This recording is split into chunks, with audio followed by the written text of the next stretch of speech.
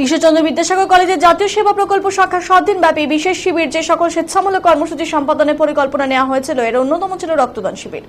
এই রক্তদান শিবিরকে উৎসবের মেজাজ সফল করতেই কলেজ ইউনিটির স্বেচ্ছাসেবক এবং রেড রিবন ক্লাব সদস্য যৌথ উদ্যোগে রক্তদান একটি মহৎ কাজ, যা রক্তদাতাকে মানুষ হিসেবে বড় করে তোলে। রক্তদাতা সর্বশ্রেষ্ঠ বড় পাওয়া হয় অসহায় বিপন্ন মানুষের জীবন বাঁচানো। এই মহৎ উদ্দেশ্যকে সামনে রেখে কলেজের কনফারেন্স হলে রক্তদান শিবির আয়োজন করা হয়।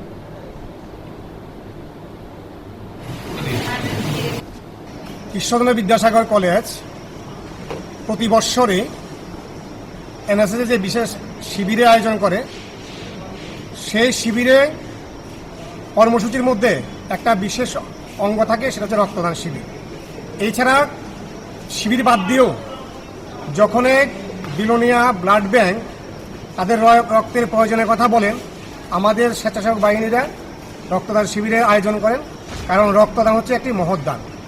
রক্তদানের মধ্যে দিয়ে মানুষের জীবনকে বাঁচিয়ে তোলা যায়, এবং এই কাজের চাইতে বড় কাজ সমাজে আছে কিনা এই মুহূর্তে বলা কঠিন। কারণ